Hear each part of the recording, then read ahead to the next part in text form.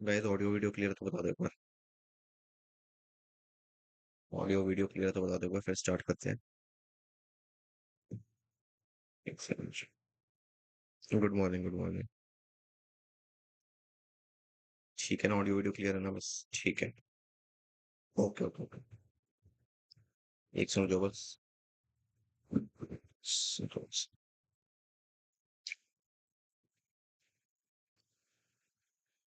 ठीक है यार, स्टार्ट करते हैं। ग्रेविटेशन हमारा लास्ट क्लास में कंप्लीट हो गया था।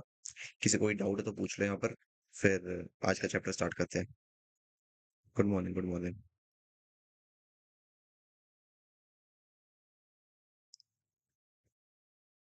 इसके लिए क्वेश्चन प्रैक्टिस क्लास रख लेंगे डीबीपी के लिए, ठीक है।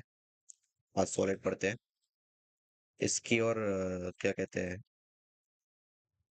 स्टार्ट करते हैं, ठीक है। Gravitation, solid mechanics, fluid mechanics, सबकी क्वेश्चन प्रैक्टिस एक साथ कर लेंगे एक ही क्वेश्चन प्रैक्टिस क्लास में, ठीक है।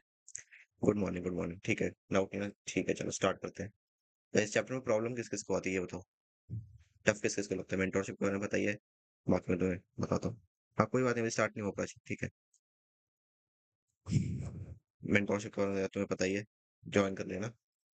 बाकी टॉपर्स की लिस्ट, अच्छा हाँ, टॉपर्स की लिस्ट फिर से आज दिखा देता हूँ मैं। प्राची का रह गया था लास्ट क्लास में, तो 460 मार्क्स प्राची के भी बढ़िया, सबके मार्क्स ही अच्छे हैं यार। ठीक है, प्रॉब्लम आती है कोई बात नहीं, चलो ठीक है, देख लेंगे इसको भी। एक ही लेक्चर में अच्छे से कंप्लीट कर लेंगे पूरे चैप्टर को, ठीक है। ज्यादा टाइम नहीं लगाएंगे हम इस पे। छोटा लेक्चर आएगा, मैक्सिमम 1 से 1.5 घंटा, उससे ज्यादा नहीं जाएगा। 1 घंटा शायद से, उससे ज्यादा नहीं होगा ये। बहुत ही लिमिटेड कॉन्सेप्ट है इसके अंदर, एक क्वेश्चन पूछता नहीं है इसके अंदर। वन शॉट ही रहने वाला है। इंपॉर्टेंट टॉपिक्स मैं तुम्हें बता देता हूँ, ठीक है। देखो, फर्स्ट ऑफ ऑल, स्ट्रेस और स्ट्रेन क्या होते हैं तुम्हें अच्छे से पता होना चाहिए। क्यों पता होना चाहिए? क्योंकि ये सारी चीजें थर्मल प्रॉपर्टीज में भी रिपीट होगी। अगर ये वाला चैप्टर तुम्हारा क्लियर नहीं हुआ तो थर्मल प्रॉपर्टीज बिल्कुल सर के ऊपर से जाएगा, तो इस चैप्टर को अच्छे से करना है बिल्कुल, ठीक है। पहली बात। सेकंड, स्ट्रेस स्ट्रेन हो गया। सेकंड हो गया जो, ये तो चलो कॉन्सेप्चुअल इंपॉर्टेंट है। क्वेश्चन बनाने के लिए सबसे इंपॉर्टेंट क्या है? Young's modulus.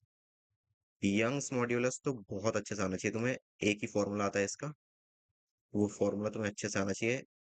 Young's modulus. Young's modulus तुम्हें बहुत अच्छे से आना चाहिए, ठीक है। इसमें कोई दिक्कत नहीं होनी चाहिए। यंग्स मॉड्यूलस अगर नहीं आता तो बहुत दिक्कत हो जाएगी फिर। चलो, hello Riyaz, hello. Stress and strain से स्टार्ट करेंगे। स्ट्रेस स्ट्रेन जैसे ही समझ जाओगे तुम, उसके बाद हम यंग्स मॉड्यूलस पे चले जाएंगे, ठीक है। क्वेश्चन इसके एक दो क्वेश्चन ही देखेंगे। मेन इसका कर्व होता है वो समझ लेंगे, और थ्योरी थ्योरी क्या है वो समझ लेते हैं। बिल्कुल डायरेक्ट स्ट्रेट फॉरवर्ड चैप्टर है, कुछ भी कॉम्प्लिकेटेड नहीं है इसके अंदर। स्टार्ट करते हैं, एक से रुक जाओ, ठीक है। देखो, स्ट्रेस एंड स्ट्रेन बेसिकली क्या है, डेफिनेशन पढ़ते हैं। और सिंबल्स सामने मैंने सिंबल बता दिए कि किससे हम डिनोट करते हैं इसको, ठीक है। अब देखो, if F be the tension along the length of the rod, whose cross sectional area is A, then we define longitudinal stress as sigma, sigma से रिप्रेजेंट करते हैं इसको, is equal to F by A. ये formula तुमने कहीं देखा होगा शायद से, एट्थ क्लास में अगर तुम वापस चले जाते हो। प्रेशर का फॉर्मूला क्या होता है? प्रेशर फोर्स अपॉन में एरिया। सेम फॉर्मूला है, बस यहाँ पर डिफरेंस कहाँ पर आ रहा है? इसका पॉइंट ऑफ व्यू जो है हम अलग रखते हैं। क्या है point of view? If F be the tension longest of the length of the rod, उस क्रॉस सेक्शनल एरिया से, then we define the longitudinal stress. Longitudinal उसकी लेंथ के अलोंग जो स्ट्रेस है, उसकी लेंथ के अलोंग जो प्रेशर है कह सकते हो, उसको हम स्ट्रेस कहते हैं। इतना समझ लो, सिंपल है। डायरेक्ट डेफिनेशन, ये लॉन्गिट्यूडिनल एरिया हो गया इसका। यहाँ से बीच से काट के ऊपर से देखोगे क्रॉस सेक्शनल एरिया हो गया। यहाँ से लंबाई में देखोगे लॉन्गिट्यूडिनल हो गया, ठीक है। या फिर अगर तुम रॉड को ऐसे रखते हो, या फिर वायर को ऐसे रखते हो, तो ये हो गया इसका लॉन्गिट्यूडिनल सेक्शन। इस अलोंग, इस डायरेक्शन के अलोंग, लॉन्गिट्यूडिनल डायरेक्शन के अलोंग, ऊपर नीचे कहीं पर भी तुम प्रेशर लगा रहे हो, वही प्रेशर है स्ट्रेस, या फिर फोर्स लगा रहे हो इस एरिया के ऊपर, वो हो गया तुम्हारा स्ट्रेस, ठीक है। सिंपल डेफिनेशन है। और जब, हाँ एक और चीज, जब इसी रॉड को तुमने ऐसे काट दिया बीच में से, ये हो गया इसका लेटरल सेक्शन, ठीक है। पढ़ते हैं मॉर्फोलॉजी वगैरह में पढ़ा होगा तुमने, लेटरल लॉन्गिट्यूडनल, है ना। प्रेशर, बस ठीक है, बिल्कुल एग्जैक्टली। तो इसकी एसआई यूनिट भी क्या होगी? एक तो हो जाएगी इसकी न्यूटन पर मीटर स्क्वायर, फोर्स की न्यूटन, एरिया की मीटर स्क्वायर, तो न्यूटन पर मीटर स्क्वायर, ये फर्स्ट एसआई यूनिट हो गई। सेकंड एसआई यूनिट क्या हो सकती है इसकी? सेकंड हो जाएगी पास्कल। पास्कल में भी रख सकते हैं इसको, लेकिन पास्कल हम इसके लिए यूज नहीं करते। मेजरली न्यूटन मीटर स्क्वायर ही यूज कर सकते हैं हम, मतलब वही यूज करते हैं, ठीक है। चलो आगे देखो, स्ट्रेन, अब स्ट्रेन की बात करते हैं। स्ट्रेन बेसिकली तुम्हें ये बताएगा कि जब स्ट्रेस लगा, स्ट्रेस एक ऑब्जेक्ट के ऊपर जब लग रहा है, तो वो उस बॉडी पर कितना चेंज ला पाया है, उस चेंज का रेशो तुम्हें स्ट्रेन बताता है। मतलब if an element of original length D X है original length, elongates by length D Y due to longitudinal stress, longitudinal stress ये जो हमने पढ़ा है यही होता है longitudinal stress. Then we define local strain as E से डिनोट करते हैं हम इसको, is equal to D Y by D X, या फिर इतना समझ लो, ऐसे देख लो, हाँ चलो नीचे लिखे रखा है मैंने, if all the elements of a rod have the same strain then we can also write E, इसी फॉर्मूला को तुम सबसे ज्यादा यूज करना है, E is equal to delta L by L. मतलब थोड़ा सा डिपिक्ट करके समझा देता हूँ मैं तो तुम्हें समझ में आएगा। ये है ओरिजिनल लेंथ एल, ठीक है, सिंपल सा कॉन्सेप्ट है। इसके ऊपर स्ट्रेस लगाई हमने, बहुत ज्यादा स्ट्रेस लगा दी हमने, और इसको एक्सटेंड कर दिया हमने इससे, कितने से, डेल्टा एल से, चेंज इन लेंथ आ गया, थोड़ा सा हमने इसको एक्सटेंड कर दिया, ओरिजिनल लेंथ अभी चेंज हो गया।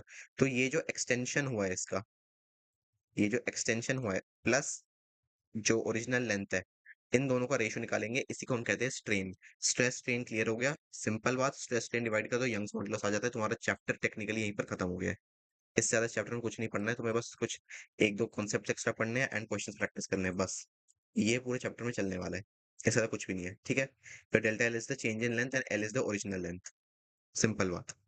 अब देखो क्या क्या पढ़ लिया हमने अब तक, स्ट्रेस पढ़ लिया सिग्मा, लॉन्गिट्यूडनल फोर्स, स्ट्रेन पढ़ लिया है, क्या होता है, change in length upon original length, हो गया तुम्हारा स्ट्रेन, ठीक है। और चेंज इन लेंथ कब आया, जब हमने स्ट्रेस को अप्लाई किया है। अब लास्ट में क्या पढ़ेंगे, हुक्स लॉ। हुक्स लॉ क्या है, फॉर स्मॉल डिफॉर्मेशन, डिफॉर्मेशन क्या होता है, एक बॉडी का, एक ये स्फेयर थी, ठीक है, या फिर एक प्लेट है, प्लेट को मैंने ऊपर से फेंक दिया, नीचे गिर के ये अब टूट गई, इसके दो ऐसे टुकड़े हो गए बहुत सारे, है ना, तो ये क्या हो गया, डिफॉर्म हो गया, ओरिजिनल फॉर्म से इसने अपना फॉर्म चेंज कर लिया है, वो ओरिजिनल फॉर्म इसका नहीं रहा, मास इज कंजर्व्ड, लेकिन शेप एंड साइज इसका सेम नहीं है, टूट गया ये, ठीक है, बॉडी क्या हो गई, डिफॉर्म हो गई, ठीक है, ओके। अब देखो, फॉर स्मॉल डिफॉर्मेशन, मतलब अब ये डिफॉर्मेशन तो मैंने तुम्हें समझा कि बेसिकली डिफॉर्मेशन होता क्या है, हुक्स लॉ जो यंग्स मॉड्यूलस है, इसको हम कहाँ पर यूज करने वाले हैं, जब स्मॉल डिफॉर्मेशन आए, बहुत ही कम चेंज है, ठीक है। The stress developed in the body is directly proportional to the strain of the body, stress developed is directly proportional to the strain of the body, मतलब जितना तुम स्ट्रेस दोगे उतना स्ट्रेन आएगा। अब ये तो मैथमेटिकल बात हो गई, और एकदम डायरेक्ट थ्योरेटिकल बात क्या है, ये रॉड है, ये तो तुम्हें भी पता है, ये तो थर्ड क्लास के बच्चे को भी पता होगा इतना, किसी को भी पता है लिटरली, एक बॉडी है, इसको जितना ज्यादा मैं स्ट्रेस देता रहूंगा, जितना ज्यादा इसको खींचता रहूंगा, उतना ज्यादा ये खींचता रहेगा, उतना ज्यादा ये बड़ा होता रहेगा, इसमें कोई डाउट थोड़ी है तुम्हें। एक बॉडी को, एक रबर बैंड को जितना खींचते रहोगे उतना ज्यादा इलोंगेट होता रहेगा ना, उतना लंबा होता रहेगा, वही बात कह रहा है ये हुक्स लॉ, बेसिकली यही है, थ्योरेटिकल डेफिनेशन हुक्स लॉ की यही है, कि एक बॉडी में जितना स्ट्रेस लगाओगे उतना ज्यादा वो खिंचता रहेगा, उतना ज्यादा उसका स्ट्रेन बढ़ जाएगा, ठीक है, ये है इसकी डायरेक्ट डेफिनेशन। अब यहाँ पर हम देख लेते हैं mathematical definition, stress is directly proportional to strain, ठीक है, क्लियर, हाँ good, stress is directly proportional to strain, ये तो मैंने तुम्हें बता दिया। अब यहाँ से क्या आ जाएगा तुम्हारे पास, स्ट्रेस इज इक्वल टू के स्ट्रेन, के स्ट्रेन कहाँ से आ गया, जब भी प्रोपोर्शनैलिटी हटाते हैं हम तो एक कांस्टेंट आ जाता है ना, जैसे एफ, लास्ट चैप्टर में क्या पढ़ा था, F is directly proportional to m1 m2 upon R square, पढ़ा था हमने। जब हमने इसी चीज को इक्वेट कर दिया तो क्या आ गया हमारे पास, F is equal to G, universal gravitational constant, ये एक जी आ गया हमारे पास, फिर हमने m1 m2 upon R square लिखा था। तो प्रोपोर्शनैलिटी को जब भी हटाते हैं कांस्टेंट आता है, यहाँ पर भी कांस्टेंट आएगा, इस केस में कांस्टेंट क्या है हमारा, यंग्स मॉड्यूलस, जिसको हम y से रिप्रेजेंट करते हैं, यहाँ पर k मैंने लिख लिया क्योंकि कांस्टेंट है ये, अगर k constant is the modulus of elasticity, और यंग्स मॉड्यूलस का दूसरा नाम क्या आ गया हमारे पास, मॉड्यूलस ऑफ इलास्टिसिटी, एक सेकंड रुक जाओ, हाँ हाँ, मॉड्यूलस ऑफ इलास्टिसिटी, ये है हमारा यंग्स मॉड्यूलस का दूसरा नाम, ठीक है, और यंग्स मॉड्यूलस के, इसको हम y से भी रिप्रेजेंट करते हैं, इसको हम आगे डिटेल में पढ़ेंगे, अभी हम पहले स्ट्रेस स्ट्रेन पे ज्यादा ध्यान देते हैं, हुक्स लॉ बस तुम्हें समझाने के लिए था कि क्या होता है, ठीक है। अब देखो, यहाँ तक बहुत ही आसान पार्ट पढ़ा है हमने, सारी चीजें क्लियर हो गई है, ठीक है। अब हम पढ़ेंगे काफी इंपॉर्टेंट चीज, वो है स्ट्रेस स्ट्रेन कर्व, मतलब स्ट्रेस और स्ट्रेन का ग्राफ, इसको हम डिटेल में पढ़ेंगे अब, ठीक है, एक सेकंड रुक जाओ, ठीक है, चलो। देखो स्ट्रेस स्ट्रेन कर्व के अंदर क्या है, बेसिकली हमने एक साइड पे स्ट्रेस रख लिया और नीचे की तरफ स्ट्रेन रख लिया, वाई एक्सिस पर हमने स्ट्रेस रख लिया, एक्स एक्सिस पर हमने स्ट्रेन रख लिया है। ठीक है, ध्यान दो, ये ग्राफ क्या है, बहुत ही इरेगुलर सा ग्राफ है, ना ये स्ट्रेट लाइन है, ना ही पैराबोला, ना ही कुछ है। ये हमने एक कन्वेंशनल ऑब्जेक्ट या फिर एक रेगुलर ऑब्जेक्ट का यहाँ पर ग्राफ ड्रॉ करा है। ये ग्राफ चेंज करता रहता है। कैसे चेंज करता है? बॉडी के मटेरियल के ऊपर डिपेंड करता है। मटेरियल मतलब सिर्फ मटेरियल नहीं, जिस चीज से वो बना हुआ है, जो उसका शेप है, साइज है, हर एक कॉन्फ़िगरेशन को ध्यान में रख के हर एक बॉडी का ग्राफ बनता है। मतलब एक प्लेट का जो ग्राफ बनेगा, वही सेम चीज एक रबर बैंड का नहीं बनेगा, क्योंकि रबर बैंड जो है वो प्लेट से ज्यादा इलास्टिक है, तो ये ग्राफ चेंज होता रहता है। अभी हमने क्या किया है, हमने एक कन्वेंशनल ऑब्जेक्ट, एक रेगुलर ऑब्जेक्ट का हमने यहाँ पर एक ग्राफ बनाया है। इस ग्राफ के अंदर हम एक एक पॉइंट को स्टडी करेंगे कि एक एक पॉइंट यहाँ पर क्या डिनोट कर रहा है। ठीक है, देखो, स्ट्रेस आ गया हमारे पास, स्ट्रेन आ गया है, ओ, ये तो चलो ओरिजिन हो गया। कुछ पॉइंट्स आते हैं, ये बेसिकली किस चीज के पॉइंट है? स्ट्रेस एंड स्ट्रेन दोनों लगातार बढ़ रहे हैं। ठीक है, स्ट्रेस लगाया जा रहा हूं मैं, स्ट्रेन भी लग रहा है, खिंच रहा है, खिंच रही बॉडी खिंचे जा रही है। हर एक पॉइंट पर क्या होगा उसी चीज को हम पढ़ेंगे। ए को हम क्या कहते हैं? Proportional limit. बी को हम कहते हैं यील्ड पॉइंट। ये कुछ टर्म्स होते हैं, तुम्हें पता होने चाहिए। हर एक कर्व को हम समझेंगे, ओ ए पॉइंट को समझेंगे, उसके बाद ए बी पॉइंट को समझेंगे, फिर बी सी पॉइंट को, एक एक करके हर एक पॉइंट को समझते हैं। देखो, ओ ए, जब बॉडी यहां से लेकर यहां तक जा रही है, कहां तक? प्रोपोर्शनल लिमिट तक। The curve is linear, curve is linear and it can regain its original shape after removing stress, which means that Hooke's law is followed. देखो, हेलो अंकुश, देखो इसका मतलब क्या है? हम जितना ज्यादा खींचते जा रहे हैं उतना ज्यादा ये ग्राफ बढ़ता जा रहा है, मतलब इसके पॉइंट्स जो है इंक्रीज होते जा रहे हैं। जितना ज्यादा खींच रहे हैं, पहले खींचते खींचते ए पॉइंट पर आया, फिर और खींचा तो बी पॉइंट तक आया, फिर और खींचा तो सी पॉइंट तक आया, ऐसे करते करते वो ई पॉइंट तक जाएगा ग्राफ। ठीक है, अब जब हमने ई ए पॉइंट तक खींचा है, मतलब यहाँ पर स्ट्रेस की कुछ वैल्यू है और स्ट्रेन भी कुछ वैल्यू है, कम वैल्यू है। सबसे कम है ए और सबसे ज्यादा है ई। ठीक है, ये तो तुम्हें दिख ही रहा होगा, सबसे कम ए है और सबसे ज्यादा ई है। इंक्रीजिंग ऑर्डर में ये। बेसिकली देखो यहाँ पर क्या कह रहे हैं हमसे, जब हमने बॉडी को ए तक खींचा है, सिर्फ ए पॉइंट तक, मतलब ए पॉइंट तक जो भी स्ट्रेस एंड स्ट्रेन की वैल्यू है, उसी पॉइंट तक अगर हमने बॉडी को खींचा है, फिर हमने स्ट्रेस देना छोड़ दिया, बॉडी को छोड़ दिया एकदम से, तो बॉडी की जो ओरिजिनल शेप थी, वही शेप रीगेन हो जाएगी उसकी।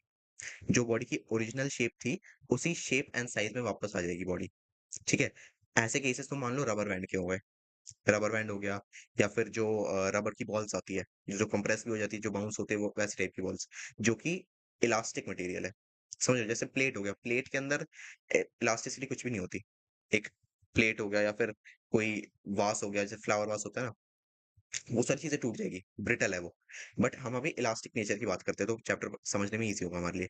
ए पॉइंट तक अगर हम इलास्टिक को या फिर रबर बैंड को खींचते हैं, तो वो क्या होगा? एक्सटेंड होगा, फिर वो अपनी बॉडी पर वापस अपने ओरिजिनल शेप में, अपने ओरिजिनल साइज में वो वापस आ जाएगा, जैसे हमने स्ट्रेस देना छोड़ दिया है। ठीक है, अब हमने ए पॉइंट तक तो खींच ही लिया, अब हम बी तक स्ट्रेस लगा रहे हैं, तब क्या होगा ये समझो। कोई भी डाउट है तो पूछ लेना बीच में। Stress is not proportional to strain, but the body still can regain its original shape. मतलब, अब ये वाला जो पॉइंट है यहाँ पर तुम देख ही रहे होगे, यहाँ पर तो चलो एक स्ट्रेट लाइन ग्राफ है ये। ठीक है, इसके बाद क्या हो रहा है? स्ट्रेस बढ़ रहा है हमारा, स्ट्रेन हमारा नहीं बढ़ रहा है।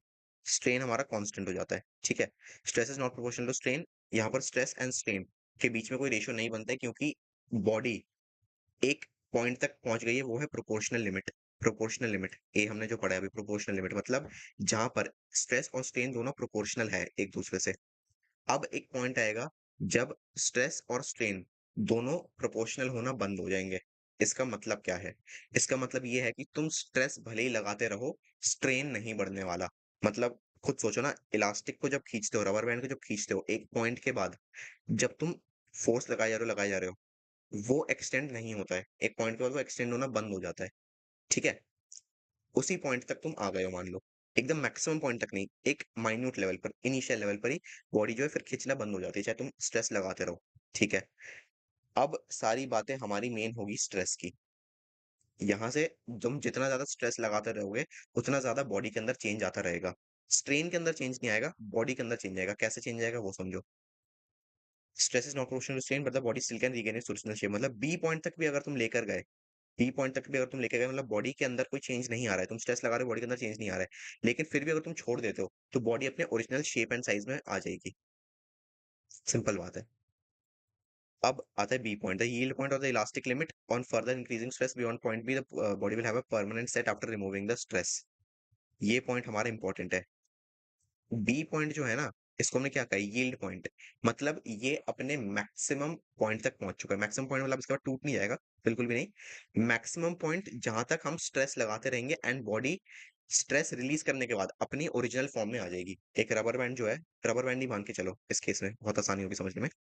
रबर बैंड जो है उसको तुम खींचते जा रहे हो, खींचते जा रहे हो, खींचते जा रहे हो, बी पॉइंट तक तुमने उसको खींच दिया, इतना प्रेशर तुमने लगा दिया, बी के बाद अब उसके बॉडी के अंदर चेंज नहीं आ रहा है, इलोंगेट नहीं हो रहा अब वो, ठीक है।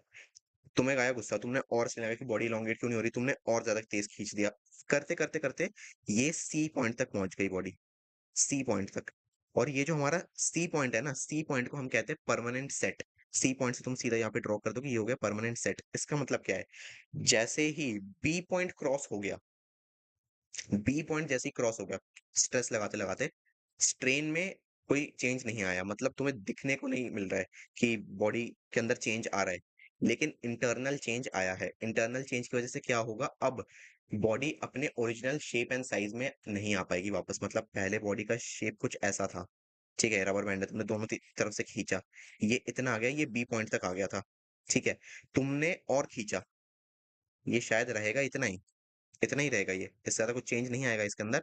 लेकिन ये बी पॉइंट को क्रॉस करके सी पॉइंट तक पहुंच गया है। मतलब क्या है, जब तुम इस केस में बॉडी को छोड़ देते, रबर बैंड को छोड़ देते, तो ये बिल्कुल ओरिजिनली जैसी थी वैसी हो जाती, लेकिन तुमने और ज्यादा स्ट्रेस लगा दिया है, तो अब बॉडी अपने ओरिजिनल शेप में नहीं आएगी, वो शायद कुछ ऐसी हो जाएगी, कुछ भी आएगा, मतलब डायमेंशन में उसके चेंजेस आएंगे, लेकिन जो भी ओरिजिनल शेप एंड साइज है वहां पर बॉडी रीगेन नहीं कर पाएगी, उस पार्ट को बॉडी रीगेन नहीं कर पाएगी। तो ये हो गया तुम्हारा परमानेंट सेट, मतलब बी पॉइंट तक बॉडी है सेफ।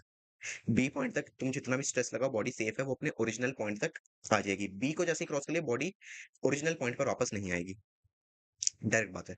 ठीक है, अब बी पॉइंट हो गया हमारा, B C to D, B C point और डी पॉइंट यहाँ की बात करते हैं, ये हो गया तुम्हारा सबसे ज्यादा important point. Strain changes rapidly for smaller stress, ठीक है। The point D is the ultimate tensile strength of the material, मतलब इसका मतलब क्या है, तुमने खींच दिया, अभी सी पॉइंट तक भी आ गई बॉडी, तुम और ज्यादा खींच रहे हो उसको, तुम बॉडी को और ज्यादा खींच रहे हो, खींचते खींचते खींचते खींचते अब ये आ गया बिल्कुल डी पॉइंट पर, अभी आ गया बिल्कुल डी पॉइंट पर, स्ट्रेन में चेंज नहीं आया, फिर से कह रहा हूं मैं तुम्हें, स्ट्रेन बिल्कुल वैसा ही है, बहुत माइन्यूट चेंज, नेग्लिजिबल कह सकते हो ऑलमोस्ट, ठीक है।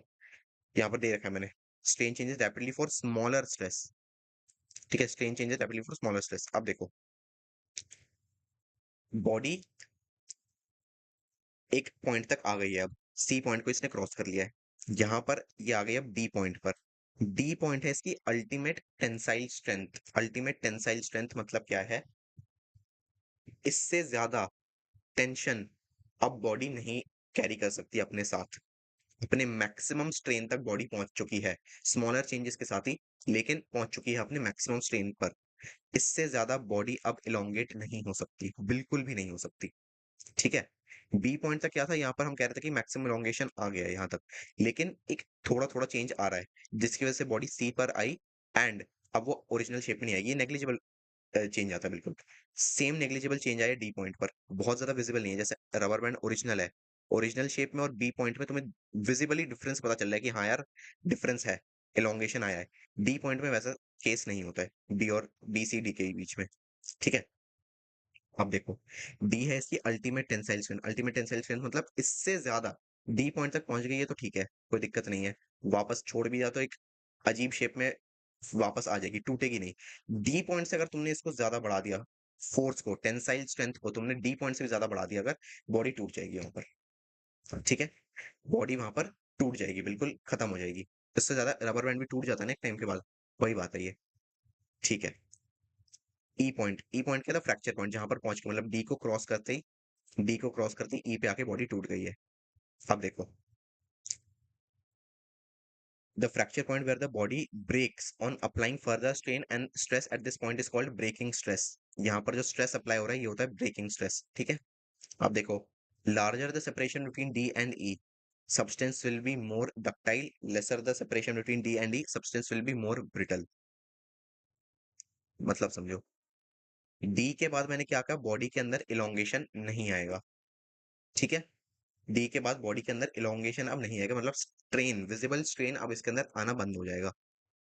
ये क्या कह रहा है, डी और ई के बीच में जितना ज्यादा डिस्टेंस होगा, डी और ई के बीच में जितना ज्यादा डिस्टेंस होगा, बॉडी उतना डक्टाइल होगा। डक्टाइल क्या होता है, वापस क्लास 8th में जाओ, मेटल्स नॉन मेटल्स हमारा चैप्टर आता है। डक्टाइल मतलब एक मटेरियल जिसमें से वायर बन जाती है। मेटल्स क्या होता है, डक्टाइल होता है। उस कॉपर, कॉपर जैसे हो गया, कॉपर की वायर बनाना आसान होता है ना।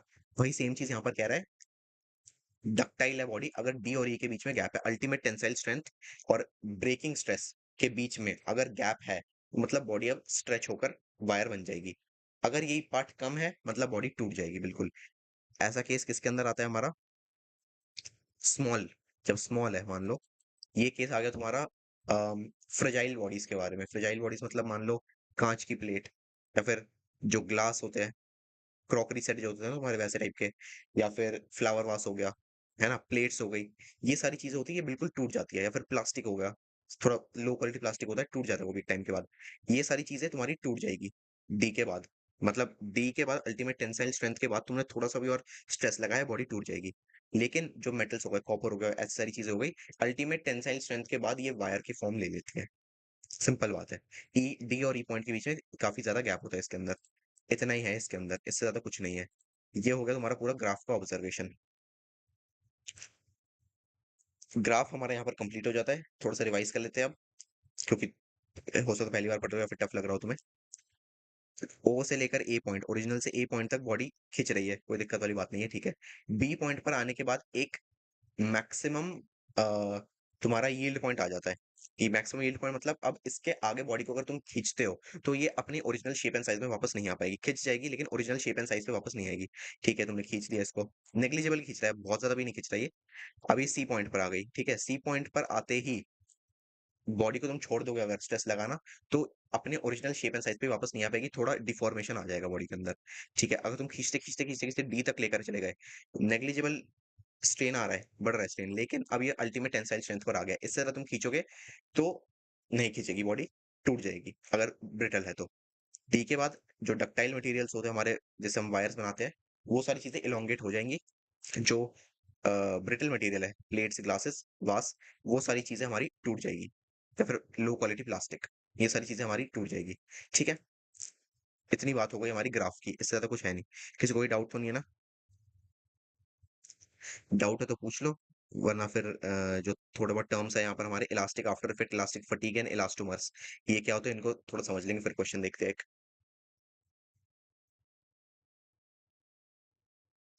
चलो चलो, ओके ओके, गुड। देखो, अब पढ़ने वाले हम इलास्टिक आफ्टर इफेक्ट। ये क्या होता है? The temporary delay in regaining the original configuration by an elastic object when the deforming forces are removed is called elastic after effect। मतलब एक बॉडी है, इलास्टिक है, मान लो रबर बैंड है, रबर बैंड को खींच के तुमने छोड़ दिया है, ठीक है। खींच के छोड़ते ही एक शेप लेती है, एंड एक बहुत ही माइन्यूट डिले आता है, बहुत ही माइन्यूट डिले आता है अपनी ओरिजिनल शेप में वापस आने के लिए। समझ रहे हो? इलास्टिक को खींच रखा है अभी, छोड़ते ही इतना, फिर ओरिजिनल शेप पे आती है। तो इस पार्ट से लेकर इस पार्ट तक जाने में जो टाइम लगता है, बहुत ही माइन्यूट, मिली मिली सेकेंड्स का डिले होता है ये होता है तुम्हारा इलास्टिक आफ्टर इफेक्ट। ठीक है, सिंपल बात है ना, डिफॉर्म कर दिया तुमने, अब रिफॉर्म करने में, ओरिजिनल शेप में जाने में एक टाइम लगेगा, वही टाइम है तुम्हारा इलास्टिक आफ्टर इफेक्ट। ठीक है, इलास्टिक फटीग, ये इंपॉर्टेंट पॉइंट है। फटीग क्या होता है? फटीग अगर तुमने पढ़ा होगा, फटीग का मतलब होता है टायर्ड, थक जाते हैं। तुम दौड़ते रहते हो, बहुत तेज दौड़ोगे अगर तो थक जाओगे ना, तो फटीग होता है टायर्डनेस। अब देखो क्या कह रहा है, due to repeated alternate deforming forces on the elastic body the behaviour becomes less elastic, this is called elastic fatigue. मतलब एक इलास्टिक को, रबर बैंड को तुम बार बार खींच रहे हो, मैं ये नहीं कह रहा कि तुम इसको यील्ड पॉइंट तक लेके जा रहे हो या फिर परमानेंट सेट तक लेके जा रहे हो, बिल्कुल भी नहीं। तुम मान लो ए पॉइंट तक ही लेके जा रहे हो, लेकिन तुम रिपीटेडली करे जा रहे हो, मतलब 1 मिनट में तुमने 10 बार कर दिया, 20 बार कर दिया, बार बार खींच रहे हो, बंद कर रहे हो, खींच रहे हो, बंद कर रहे हो। इससे क्या होता है, बॉडी के मटेरियल के ऊपर, बॉडी का मटेरियल जो होता है, उसी से पता चलता है बॉडी कितना इलास्टिक है ना। ये सारी चीजें फिर जो है इफेक्ट करने लग जाती है। मतलब तुम जितना ज्यादा खींचते रहोगे, अच्छी क्वालिटी का मटेरियल है तो चल जाएगा, जो थोड़ा लो क्वालिटी मटेरियल होता है उसके अंदर क्या होगा, खिंचते-खिंचते बार-बार स्ट्रेच जब आता रहेगा, इलास्टिक फोर्सेस आ रही है, डिफॉर्म कर रही है उसको बार-बार। एक पॉइंट के बाद वो अपनी इलास्टिसिटी लूज़ करने लग जाएगा, ठीक है? एक पॉइंट के बाद वो अपनी इलास्टिसिटी लूज़ करने लग जाएगा और अब वो उतना अच्छा इलास्टिक नहीं रहेगा। तो इलास्टिसिटी में भी डिफरेंस आता है अगर तुम बार-बार, बार-बार उसको स्ट्रेच करते हो एंड रिलीज़ करते हो, ठीक है? बेसिकली तो मटेरियल पर ही डिपेंड करता है, मटेरियल कैसा है। मटेरियल ही मेन बताएगा कि इलास्टिक फटीग कब आएगा।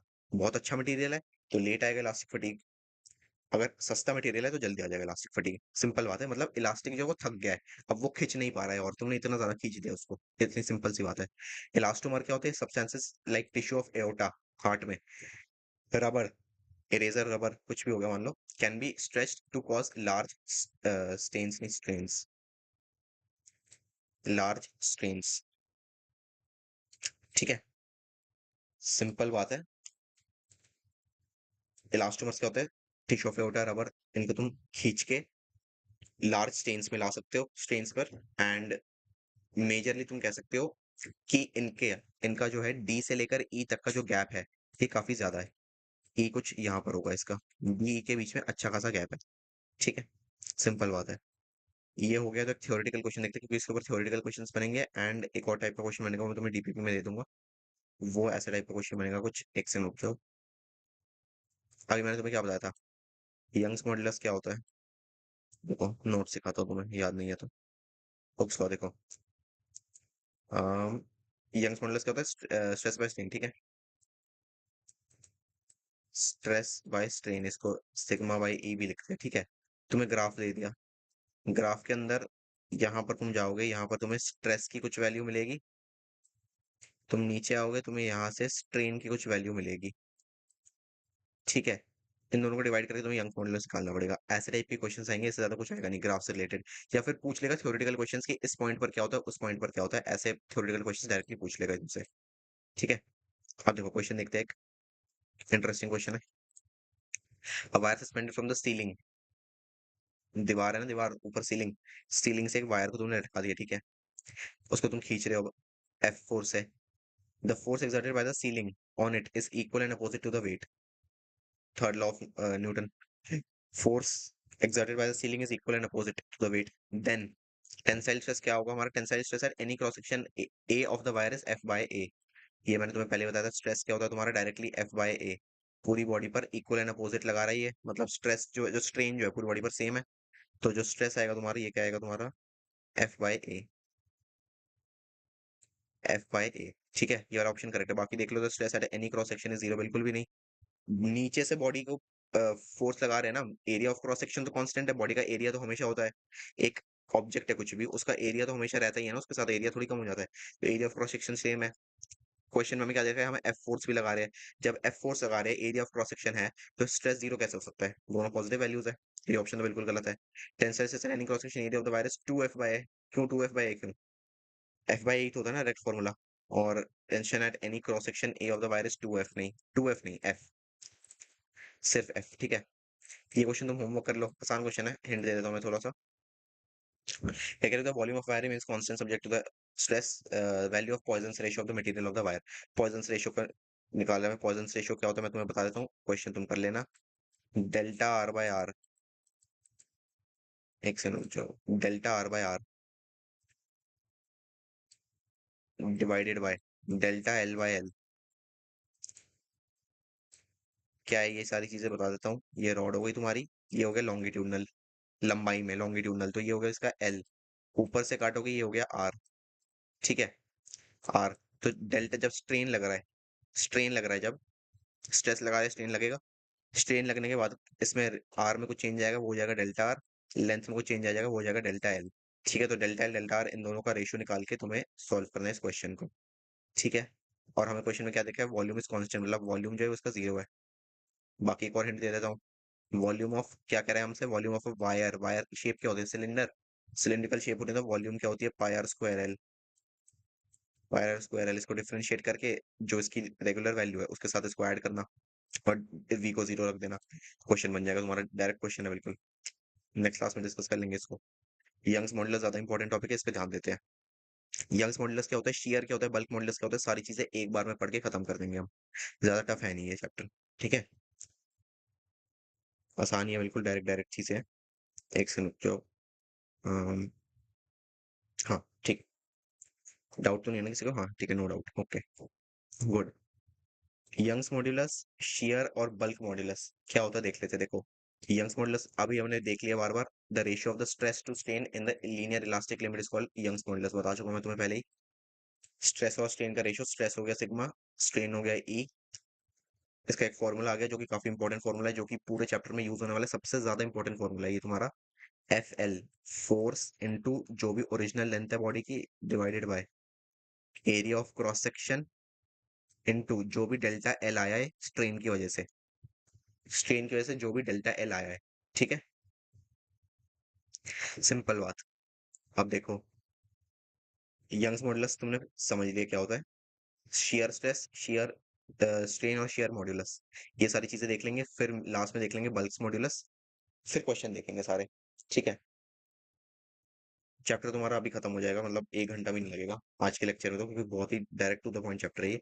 इसकी क्वेश्चन प्रैक्टिस क्लास रखेंगे अलग से, इसकी और ग्रेविटेशन की। देखो,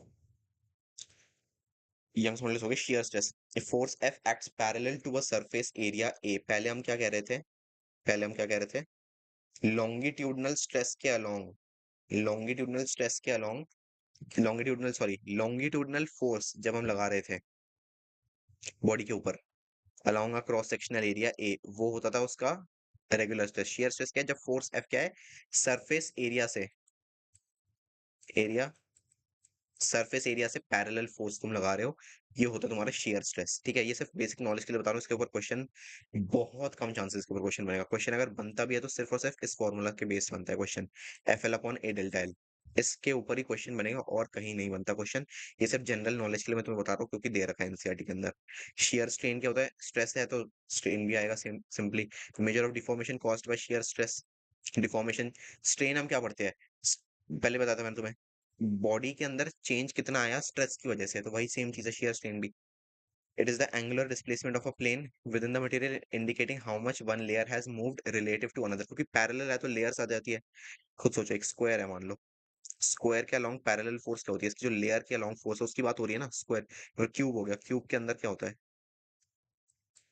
क्यूब के अंदर क्या होता है, अगर तुम पैरेलल फोर्सेस लगाते हो तो उस केस के अंदर एक लेयर, क्यूब की जो लेयर होती है, जो कह सकते हो क्रॉस सेक्शनल एरिया जो होता है, उस वही साइड को लेयर मान लो, उसी लेयर के अंदर कितना चेंज आया पोजीशन के अंदर, या फिर कितना ज्यादा इलोंगेट हुआ है वो, वही चीज हमें बता रहा है शेयर स्ट्रेन।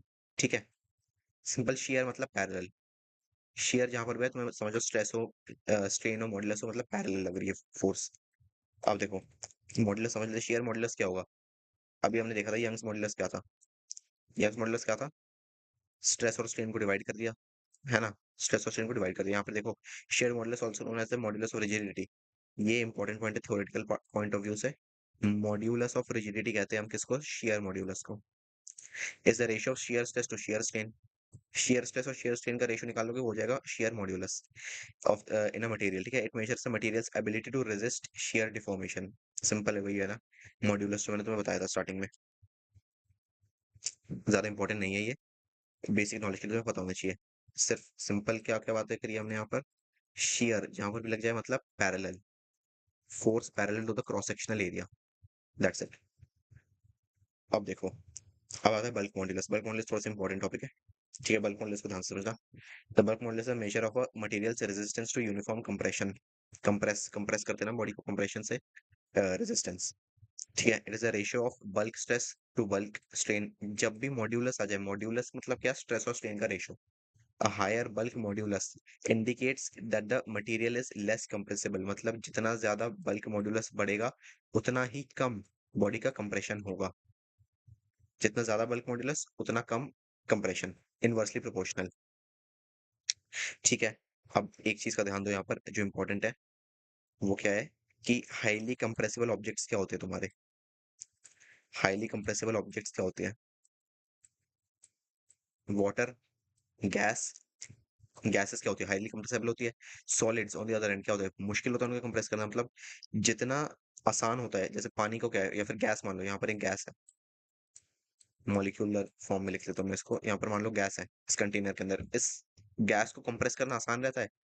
गैस को कंप्रेस करना आसान है मतलब इसका जो बल्क मॉड्यूलस है बी, ये ज्यादा होगा। ये एक मान लो सॉलिड स्ट्रक्चर है, ठीक है, ये लिक्विड है, इसका कंपैरेटिवली इससे तो कम ही होगा, बट ठीक है, एग्जिस्ट करेगा। ये एक सॉलिड है, ठीक है, ये एक सॉलिड है। एक सेकंड रुक जाओ, नीचे लिख लेते हैं इसको। एक सॉलिड है, यहाँ पर बल्क मॉड्यूलस बहुत कम होगा। यहाँ पर जो है बल्क मॉड्यूलस बहुत कम होगा। एक सेकंड रुक जाओ, उल्टा बोल दिया मैंने, एक सेकंड रुक जाओ। ये हाँ, यहाँ पर ये उल्टा हो गया, एक सेकंड रुक जाओ। बल्क मॉड्यूलस ऑफ सॉलिड, ऐसे लिख लेते हैं इसको, bulk modulus of liquid and bulk modulus of gas. अच्छा नहीं, सही क्या, ठीक है। बल्क इज लेस कंप्रेसिबल, ये क्या है, कंप्रेसिबिलिटी, सी इसका क्या है, कंप्रेसिबिलिटी कम है, तो इसका बल्क मॉड्यूलस क्या होगा, ज्यादा होगा, ठीक है। तो बल्क मॉड्यूलस इसका सबसे ज्यादा है। यहाँ पर देखो, यहाँ पर कंप्रेसिबिलिटी क्या है, एवरेज है। एक सेकंड, यहाँ पर कंप्रेसिबिलिटी क्या है, एवरेज है, ठीक है। तो इससे तो ज्यादा होगा, और यहाँ पर कंप्रेसिबिलिटी क्या है, बहुत हाई है, हाईली कंप्रेसिबल, तो बल्क मॉड्यूलस यहाँ पर क्या हो जाएगा, तुम्हारा कम हो जाएगा, ठीक है। बल्क मॉड्यूलस ऑफ गैस कम हो जाएगा, और यहाँ पर बल्क मॉड्यूलस ऑफ लिक्विड जो है गैस से तो ज्यादा ही होगा, बट सॉलिड से कम होगा, ठीक है। गैस में बहुत कम, लिक्विड में एवरेज एंड सॉलिड में बहुत ज्यादा। कंप्रेसिबिलिटी को कितना ज्यादा हम उसको कंप्रेस कर सकते हैं। एक वुडन ब्लॉक है मान लो, वुडन ब्लॉक को कंप्रेस थोड़ी कर लोगे तुम इजीली, गैस को तुम कंप्रेस कर लोगे।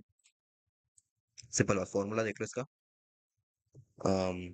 स्ट्रेस तो चलो स्ट्रेस ही रहता है, बल्क स्ट्रेस मेन होता है, बल्क स्ट्रेन, बल्क स्ट्रेन को से डिवाइड कर दो इसको। बल्क स्ट्रेन को लिखने का एक और फॉर्मूला होता है, ये होता है चेंज इन वॉल्यूम, ये वॉल्यूम की बात करते हैं हम, कंप्रेसिबिलिटी की बात कर रहे हैं।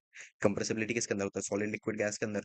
तो सॉलिड लिक्विड गैस क्या है, बेसिकली सॉलिड लिक्विड गैसेस जो है इनके अंदर वॉल्यूम एग्जिस्ट करता है, सॉलिड का भी वॉल्यूम होता है, लिक्विड का भी वॉल्यूम होता है, गैस का भी वॉल्यूम होता है। तो यहाँ पर वॉल्यूम की बात होती है, तो change in volume upon volume. अभी हम रेगुलर जो हमारा स्ट्रेन था, जो रेगुलर स्ट्रेन था, यहाँ पर हम क्या कह रहे थे, change in length, delta L by L की बात हो रही थी, यहाँ पर क्या होगा, डेल्टा वॉल्यूम बाय वॉल्यूम, ठीक है। हाँ, बी एस सबसे ज्यादा, फिर बी एल, फिर बी जी, बिल्कुल सही, बिल्कुल सही। ये हो गया तुम्हारा रेशो। यहाँ पर हमारा कंप्लीट हो जाता है थ्योरेटिकल पार्ट एंड न्यूमेरिकल भी, अब सिर्फ क्वेश्चंस प्रैक्टिस करेंगे, ठीक है।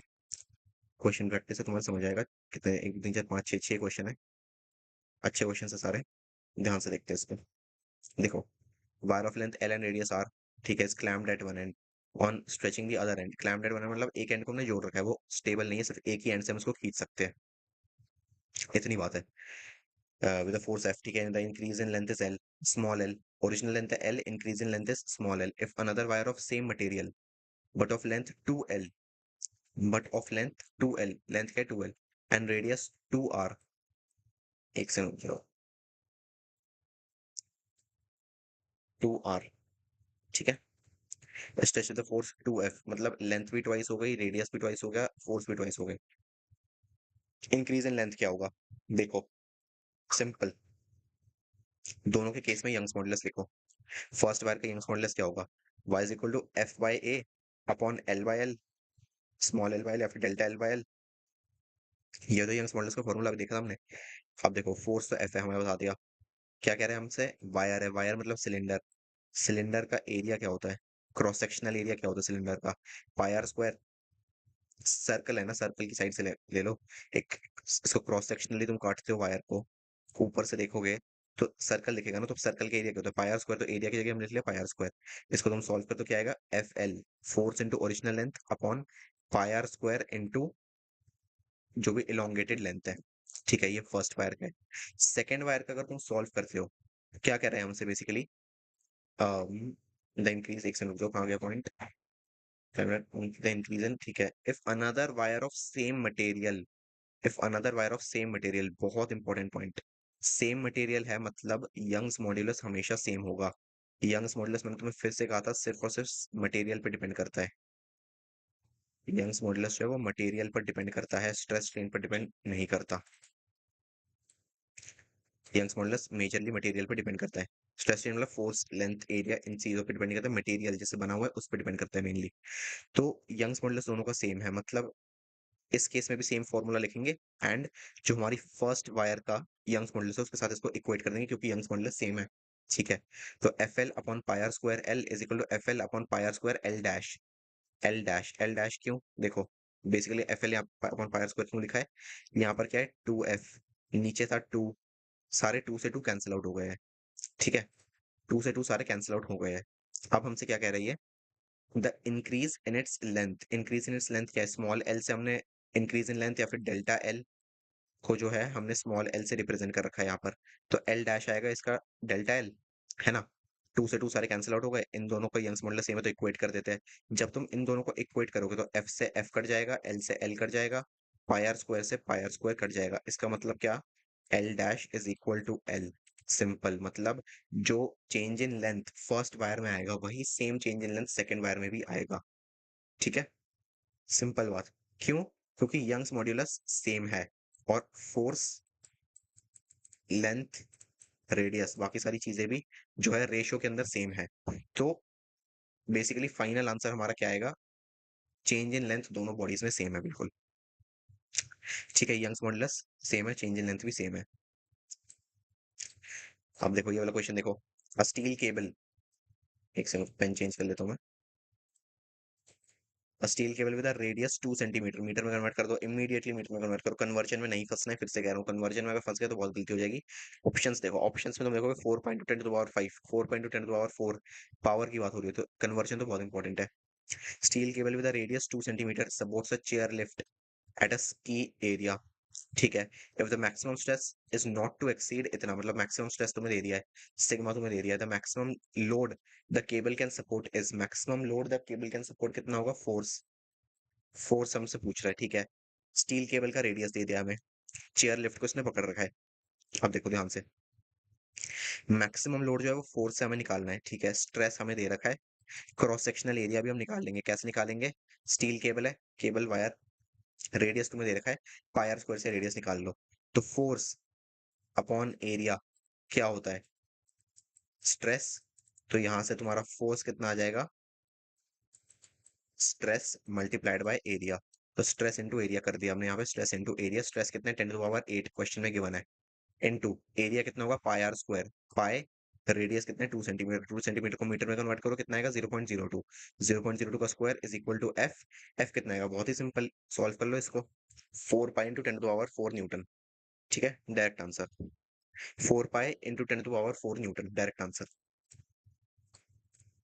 ऐसे टाइप के क्वेश्चन आने वाले इसके अंदर, इससे ज्यादा टफ नहीं आएंगे, बहुत एक आधा क्वेश्चन अगर आगे आ गया, वरना इस चैप्टर से नहीं बनते tough questions. 4 pi into 10 to power 4 newton. ठीक है, चलो ऑप्शन टू बिल्कुल सही। अब देखो, अच्छा हाँ एक चीज और, इसको अगर तुम्हें सॉल्व करना हो, मान लो समझ में नहीं आ रहा है कैसे करें, तो इसको एक और तरीका ऐसे है, अगर इस पे स्क्वायर नहीं करना है, टाइम बचाना है, तो ऐसे भी कर सकते हो, पाई इंटू 0.02 को क्या लिख सकते हैं हम, 2 इंटू 10 टू पावर -2, इसको सेंटीमीटर से मीटर में ऐसे कन्वर्ट करके स्क्वायर कर दो, इसको तुम स्क्वायर करोगे तो ये 4 पाई हो जाएगा, ये कितना आएगा 10 टू पावर 8, तो ऐसे ही रहेगा, ये पाई ऐसे ही रहेगा, 2 का स्क्वायर 4 हो जाएगा, 10 टू पावर -2 हो जाएगा 10 टू पावर -4, -4, 10 टू पावर -4 और 10 टू पावर 8 कितना हो गया 4। यहाँ से हमने क्वेश्चन को सॉल्व किया ऐसे। ठीक है, चलो ये पार्ट हो गया है, तो अब हम नेक्स्ट क्वेश्चन देखते हैं, नेक्स्ट क्वेश्चन भी आसान ही है, सारी क्वेश्चन आसान है, टफ कोई क्वेश्चन नहीं है यहाँ पर। देखो, हाँ ये थोड़ा सा मैंने अलग क्वेश्चन लिया है। यहाँ पर वीसीएम तुम्हारा vertical circular motion and Young's modulus, सारे कॉन्सेप्ट एक साथ लग रहे हैं, क्वेश्चन देखो, बाकी अगर हो सके तो साइड बाय साइड सॉल्व करो खुद से। ठीक है, क्योंकि बहुत ज्यादा टफ कुछ पढ़ा नहीं हमने। A 15 kg mass fasten to the end of a steel wire of unstretched length 1 metre, unstretched length मतलब ओरिजिनल लेंथ जो एल है ये 1 मीटर है, डेल्टा एल अभी नहीं है यहाँ पर हमारे पास, एम दे दिया हमें, mass is world in a vertical circle with N angular velocity of 2 revolutions पर सेकंड, मतलब 2 रेवोल्यूशन पर सेकंड तुम्हें यहाँ पर एंगुलर वेलोसिटी दे दी है। ठीक है, eight the bottom of the circle. अब देखो, the cross section of the wire is 0.05 square, 0.05 centimetre square, ठीक है। The elongation of the wire when the mass is at the lowest point of the path is mass is at the lowest point of the wire, उस case पे तुम्हें निकालना है मास। तो vertical circle में जब मास नीचे होता है तो सबसे ज्यादा होता है वहां पे mg plus mr square omega, यहीं पर होता है ना तुम्हारा। एक सेकंड, जो mr ओमेगा स्क्वायर, सॉरी, हाँ, mr ओमेगा स्क्वायर, यहाँ पर होता है तुम्हारा मैक्सिमम जो है फोर्स नीचे की तरफ, है ना, जब डाउनवर्ड होता है वर्टिकल सर्कुलर मोशन में। इसी फॉर्मूला को यूज करके तुम्हें फोर्स निकालना है। जब फोर्स की वैल्यू आ जाएगी तब यंग्स मॉडुलस निकाल लेना, डेल्टा एल निकाल लेना यंग्स मॉडुलस वाले फॉर्मूला से। तुम्हें सिर्फ फोर्स निकालना है अभी।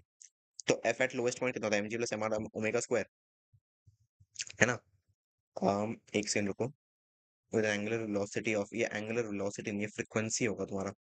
एंगुलर वेलोसिटी या फिर, चलो वेलोसिटी रहने देते, क्वेश्चन में डायरेक्ट अप्लाई कर देंगे इसको। M G plus M R omega square, M कितना है, चलो M G plus M R two pi F, two pi into frequency. Frequency कितनी है, 2 रेवोल्यूशंस पर सेकंड, है ना। 2 रेवोल्यूशन पर सेकंड है इसकी फ्रीक्वेंसी। 1 सेकंड में 2 रेवोल्यूशंस कर रहा, तो ये इसकी फ्रीक्वेंसी है। एंगुलर वेलोसिटी इसका एंगुलर फ्रीक्वेंसी कर देते हैं, कोई बात नहीं। चलो आगे देखो, एम जी मास कितना है, 15 kg, ऐसा यूनिट में है। जी कितना है, 10 10 रखने को बोला है, हाँ। टेक जी 10 मीटर पर सेकंड को, ये भी बता दिया, ठीक है। फिर क्या करना है, प्लस मास कितना है 15, रेडियस कितना है 1 मीटर, ओरिजिनल लेंथ है 1 मीटर रेडियस, ठीक है। इंटू 2 पाई इंटू फ्रीक्वेंसी कितनी, 2 रेवोल्यूशन पर सेकंड, इसको फ्रीक्वेंसी कर देते हैं, एंगुलर वेलोसिटी में फ्रीक्वेंसी कर देते हैं इसको,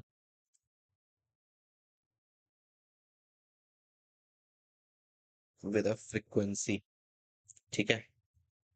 एंगुलर होता तो उसके अंदर होता ना फिर वो, रेडियन पर सेकंड में, रेवोल्यूशंस पर सेकंड दे रखा है, स्प्रिंट आ जाता है कभी कभार बुक में, कोई नहीं, ठीक है। अब देखो, फ्रीक्वेंसी तुम्हारी 2 है। अब इस पूरे को सॉल्व करो। 15 × 10 150, 150 इंटू 2 पाई, 2 पाई, पाई को 3.14 रख के जैसे मर्जी तुम्हें सही लगे सॉल्व कर लो। 3.14 इंटू 2 का square, multiplied by 15 plus 150, solve करोगे आंसर आएगा तुम्हारा 2516 न्यूटन, ठीक है। ये तुम्हारा आ गया फोर्स, हमारे पास फोर्स आ गया है, ठीक है। हमारे पास लेंथ है 1 मीटर, हमारे पास फोर्स है 2516, हमारे पास एरिया ऑफ क्रॉस सेक्शन भी है। एरिया ऑफ क्रॉस सेक्शन कहाँ से है हमारे पास, देखो 0.05 centimetre square area of cross section भी हमारे पास। तो एफ है, एल है, ए है और यंग्स मॉडुलस भी है हमारे पास। यंग्स मॉडुलस ऑफ स्टील कितना होता है, 2 × 10⁻11 न्यूटन पर मीटर स्क्वायर, ठीक है। यंग्स मॉडुलस तुम्हें क्वेश्चन में बता देगा कितना है मटेरियल का। तो जब सारी चीजें हैं, हमें क्वेश्चन में निकालना क्या है अब, इलोंगेशन। इलोंगेशन मतलब delta L, change in length, strain लगाने की वजह से जो चेंज इन लेंथ है वो हमें निकालना है। लगा दो, अब जो जो वैल्यूज पता है सारी पुट कर दो। 2516, फोर्स लेंथ कितना है 1 मीटर, डिवाइडेड बाय एरिया कितना है 0.05 इंटू 10⁻⁴ क्यों, सेंटीमीटर स्क्वायर से मीटर स्क्वायर में कन्वर्ट किया है हमने, ठीक है। मल्टीप्लाइड बाय यंग्स मॉडुलस कितना है 2 × 10⁻11, सॉल्व कर पूरे को कितना आएगा 2.52 इंटू 10⁻³ मीटर, या फिर 2.52 मिलीमीटर, अप्रोक्स 2.31। हाँ ठीक है, सही है, इतना ही आएगा, सही है। अप्रोक्स करके निकालोगे तो सही है। बस थोड़ा सा ध्यान रखना यहाँ पर, क्योंकि अगेन मिलीमीटर की बात हो रही है एंड बहुत क्लोज क्लोज है ऑप्शंस, है ना। ऑप्शंस के तुम्हारे बहुत ज्यादा क्लोज है। तो ऐसे केस में क्या होता है कि थोड़ा सा अगर ऊपर नीचे हो जाए तो प्रॉब्लम हो सकती है, बट ठीक है 2.52 आ गया ना, बस ठीक है फिर तो। थर्ड ऑप्शन, हाँ सही है। क्या है, मैंने 3.14 की जगह 3 ले लिया था इसलिए, हाँ हाँ हाँ 3 ले लिया था, ठीक है कोई बात नहीं। अब जैसे 2.52 एक ऑप्शन है, अगर ये 2.52 की जगह 2.77 दे देता या फिर 2.34 दे देता, ऐसे केस में दिक्कत हो जाती। तो ये बात पहले बता चुका मैं, जब क्लोज ऑप्शन हो तब अप्रोक्सीमेशन कम करा करो, वरना सही है, कोई बात नहीं, आंसर आना चाहिए कम टाइम में। गुड। अब देखो नेक्स्ट क्वेश्चन। अच्छा हाँ, ये भी थ्योरेटिकल क्वेश्चन ही हो गया। देखो क्या कह रहा है, the Young's modulus of a wire of length L and radius R is Y, ठीक है। The length is reduced to L/2 and radius is R/2, then the Young's modulus will be। वापस चले जाओ फर्स्ट क्वेश्चन में। First question क्या है हमारा, दोनों वायर का क्या है, सब कुछ मटेरियल वगैरह सेम है, सिर्फ फोर्स लेंथ और रेडियस में चेंज आ रहा है। इस क्वेश्चन में देखो फोर्स लेंथ और रेडियस में चेंज आ रहा है, लेंथ और रेडियस में चेंज आया है, यंग्स मॉडुलस सेम है।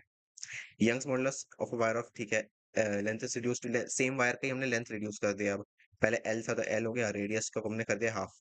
तो इतना पार्ट है हमारा नया वाला वायर, है ना, इतना पार्ट है हमारा नया वाला वायर। तो बिल्कुल एग्जैक्टली वाई ओनली, ऑप्शन 2 सही है गौरव, सही है।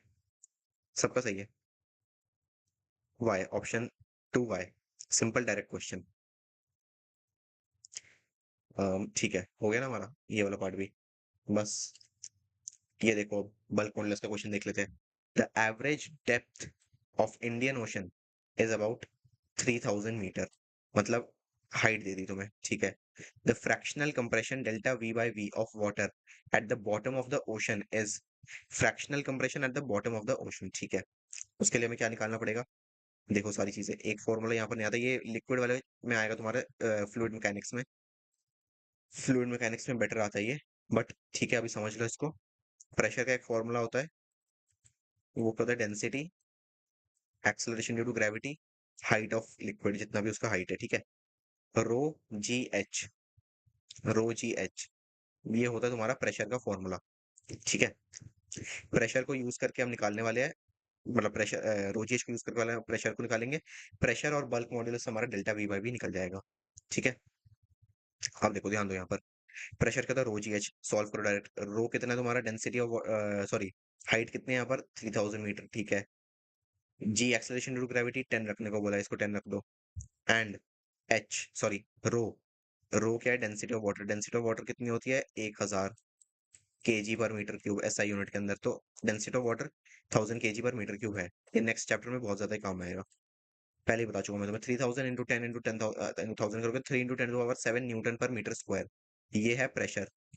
प्रेशर आ गया। अब delta V by V, delta V by V, ये तुम्हें अगर निकालना है।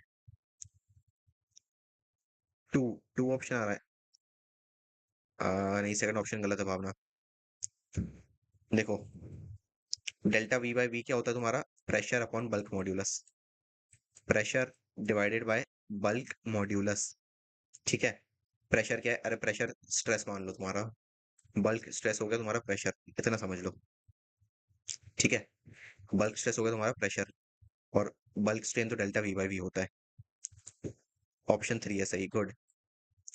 प्रेशर कितना निकाला है हमने अभी? 3 × 10 to the power 7। Bulk modulus कितना है? 2.2 × 10 to the power 9, ये हमें दे रखा है। डिवाइड करो दोनों को, ये ऊपर जाएगा 2 हो जाएगा, और ये हो जाएगा 3 × 2, 3/2.2। सॉल्व करोगे आंसर आएगा 1.36%। ये बेसिकली आता है इतना, 1 पॉइंट, ये आंसर क्या है देखो। एग्जैक्ट आंसर 1.36% ऐसे कहाँ से आ गया अगर तुम्हें लग रहा है तो? 136 इंटू 10 to the power -2 आ रहा है। 10 to the power -2 मतलब इंटू 1/100, ठीक है। इसको सॉल्व करोगे तो 1.36 आएगा, यही होता है तुम्हारा परसेंट। यहाँ पर यही परसेंट है तुम्हारा। पिछले क्वेश्चन का, हाँ हाँ सही है। पर आई थिंक टू टू कैसे यार? 3.3 into 10 to the power 7/2.2 into 10 to the power 9 करोगे, 1.36% ही आएगा आंसर। मैथ्स का क्यों कह रहे हो? कहीं शुरू को सॉल्व करते हैं इसको फिर। 2.2 इसको डिवाइड करो, रुको। बाकी सब लोग भी बताओ आंसर क्या आ रहा है तुम्हारा। बाकी सब लोग भी बताओ इसको, रुको। ये तो ऊपर जाएगा सीधा, ये हो जाएगा 3। ये 2.2 को यहाँ पे कर दो, ये कितना हो जाएगा? 10 to the power 10, है ना? 10 to the power 10 हो जाएगा 3/22 इंटू 10 to the power -3, है ना?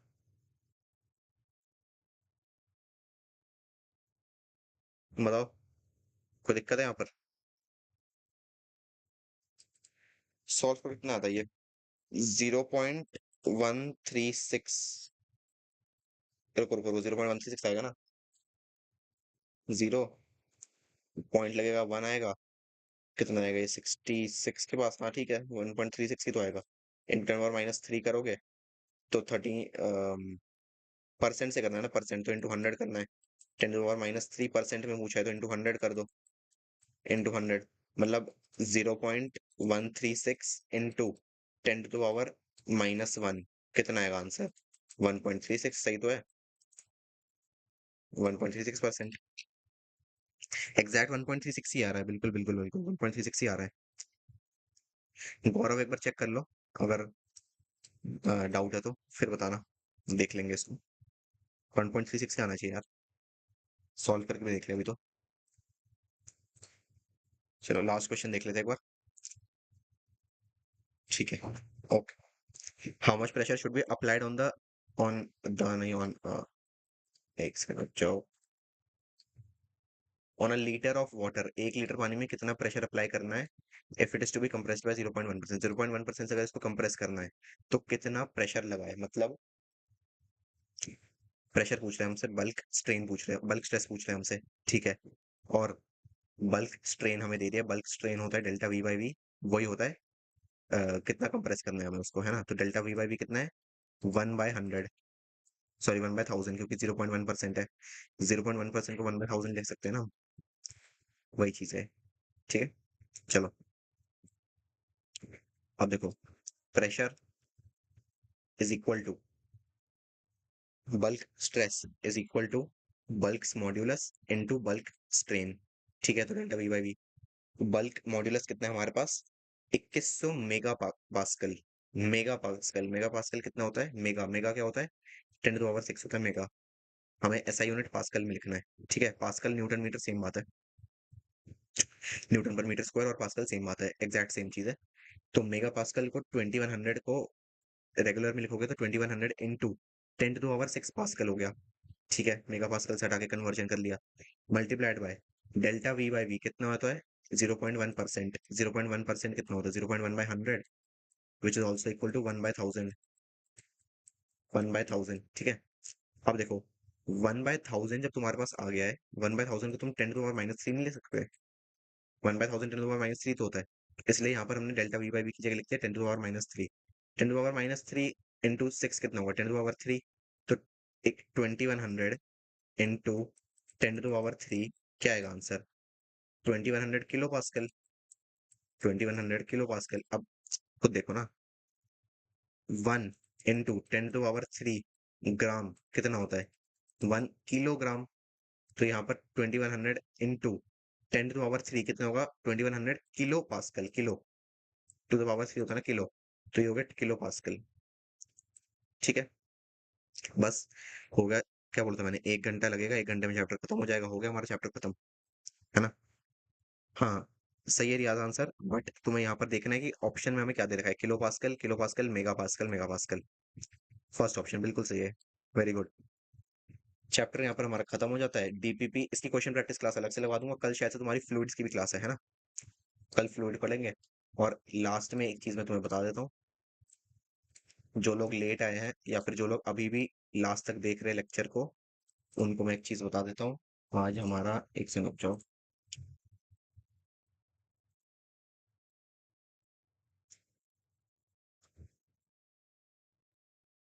एक सेकंड रुक जाओ,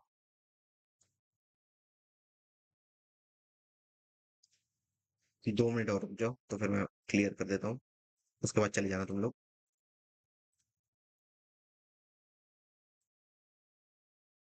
डाउट सेशन गूगल मीट होगा तुम्हारा, ठीक है, 3 बजे होगा। क्या क्या होगा उसके अंदर मैं तुम्हें बता देता हूँ मेजरली। सिंपल देखो, पढ़ना कैसे है, क्या क्या ट्रिक्स एंड टैक्टिक्स है, वो सारी तुम्हारे एजुकेटर्स ने तुम्हें बता दिया, मैं तुम्हें मेजरली बताऊंगा टाइम टेबल के बारे में। टाइम टेबल को फॉलो कैसे करना है, डेली टारगेट्स कैसे डिसाइड करना है, प्लस उसके अलावा बहुत सारी चीजों को, क्योंकि तुम नीट की प्रिपरेशन कर रहे हो, प्लस पार्शियल ड्रॉपर से, मैं खुद एक पार्शियल ड्रॉपर रह चुका हूँ। तो बहुत सारे स्टूडेंट्स हैं जो लोग पार्शियल ड्रॉप के साथ मैनेज नहीं कर पाते, बहुत सारे स्टूडेंट्स हैं जिनके काफी सारे सब्जेक्ट्स उनको टफ लगते हैं, तो बहुत सारे सब्जेक्ट्स वो मैनेज नहीं कर पाते। काफी सारे टास्क या फिर काफी सारे सब्जेक्ट्स को एक साथ टाइम टेबल बना के नीट प्रिपरेशन के साथ कैसे मैनेज करना है उसके बारे में बात करेंगे। फिर हम सबसे ज्यादा इंपॉर्टेंट चीज के बारे में बात करेंगे जिसके बारे में कोई तुम्हें नहीं बताएगा, वो है कि फेलियर्स के साथ कैसे हैंडल करना है।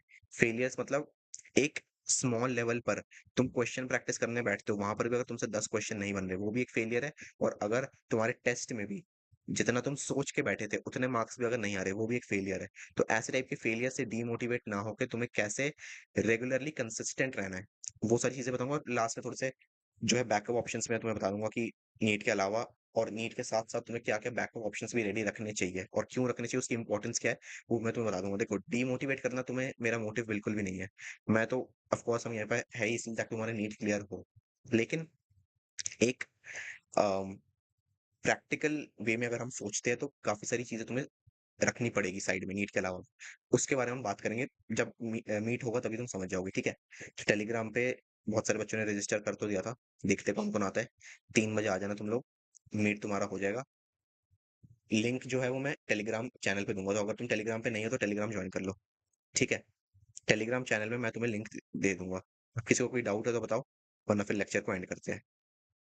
टेलीग्राम पे लिंक आ जाएगा, 3 बजे मीट होगी सबके लिए। सबसे पहले मैं बात कर लूँगा जो-जो मेरे को मेन पॉइंट्स बताने हैं, फिर वन ऑन वन इंटरेक्शन होगा बहुत सारे बच्चों के साथ। फिर से कह रहा हूँ लिमिटेड बच्चे ही अलाउड होंगे वहाँ पर, ठीक है? चलो, बाकी तुम लोग तो मेंटरशिप वाले बच्चे हो, हाँ, लिंक टेलीग्राम पे मिल जाएगा। गूगल मीट का लिंक मिल जाएगा तुम्हें टेलीग्राम पे। चलो ओके फिर, एंड करते हैं ना? ठीक है, थैंक यू। डीपीपी सेंड करता हूँ मैं, कर लेना उसको।